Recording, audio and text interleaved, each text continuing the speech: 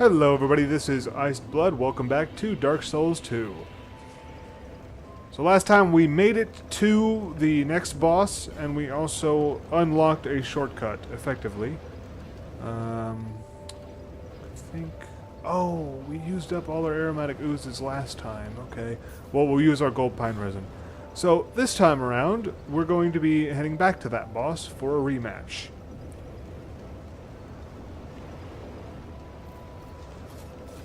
Definitely don't want to leave things the way they were. Our souls are still down there. And granted, there aren't too many, but, you know, it's worth trying to get them back. Actually, usually when I'm in the middle of, like, trying to tackle a boss, I kind of just let go of any souls I happen to have. And it's honestly a good strategy to get into when you're going for, like, when you're exploring a new area. Just don't plan on keeping your souls. Typically, like, the best tactic I've found is to spend souls when you beat a boss, because that's a good, solid number. But for the most part, if you're exploring, going into a new area, just count them as gone. So that you don't get too frustrated when and if you die. Because, I mean, I think I've died 14 times in this playthrough. And not to say that I'm especially good, but I do know that the first time I played the game, by the time I reached this section, I'm pretty sure I died a lot more than that. But even so, 14 deaths in the first handful of hours in a game, like, that's pretty substantial, actually. For when you compare it to most games, like, that's still pretty substantial. But anyway, we're heading back to the Ruin Sentinels, which, again, like I said, they are apparently, from what I understand, basically possessed suits of armor. Oops. There we go. We want the ladder. Which begs the question, to me at least, what are they guarding? They're sentinels. Clearly they're guarding something. I wonder what it is about the area where we found them that... Like, what is it that they're guarding? What is important in this area that they're guarding? Maybe they're... Oh, maybe they're the prison wardens. Maybe that's how they kept the prisoners in line, through these dudes. That'd be cool. Although that begs the question, why the hell are they here? And how are they supposed to get anywhere else? Because we had to drop down to get here. Yeah, whatever. I think... Is the lightning doing more damage than the magic? Probably. Lightning's pretty powerful. Lightning is like the holy element in this universe. So I suppose that probably makes sense. Damn it. I was hoping that we'd be able to get more hits on using this resin. But if he keeps jumping down, we're not going to get much use out of this.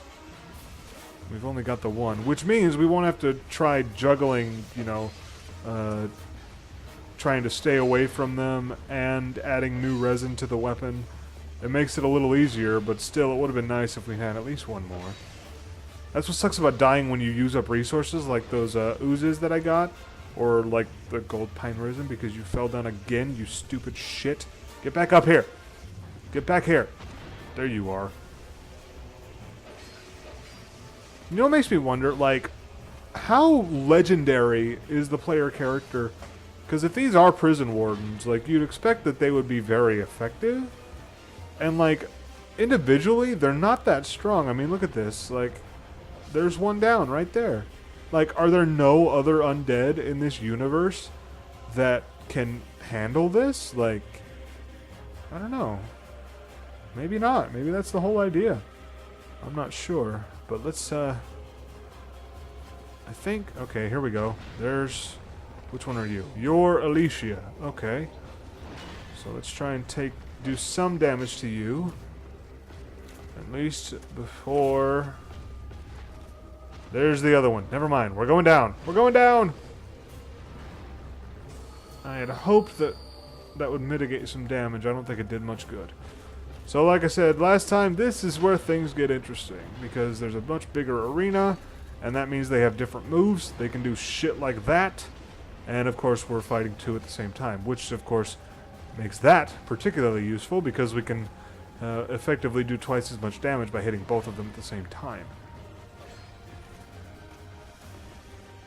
But still, I'd much rather take them down, like, one at a time up there in that tiny little area.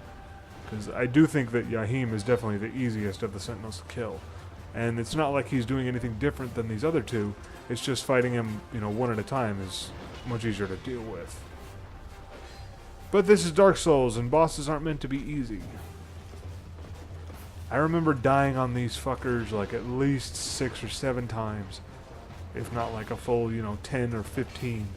Like, that's the thing about this game, and that's honestly, like, if you haven't played the game and you're just watching this to get a feel for it, not to recommend that you don't keep watching, but honestly, like, the first playthrough of a Souls game, I think is really best served, honestly, by doing it blind. By just going in with no expectations and no foreknowledge, and just seeing what the game throws at you. Because these sons of bitches were very interesting first time I tackled them. And like a lot of the bosses, first time through, were extremely difficult. And that's kind of the whole idea. You'll never be able to fight a boss the first time ever again. And it's a pretty big deal, I think. Because honestly, like, I haven't been playing, like, miraculously. I'm not, particularly, like, I'm not an expert. But at the same time, trust me when I say that I'm playing a lot better this time than I did the first time. And that's probably good for this series in general, because I can only imagine how many episodes it would take if, like, I were playing this blind. Which would be fun. Unfortunately, I don't have that option. I've played all the Souls games at least once. And, like, Dark Souls 1 I think I've beaten 2 or 3 times.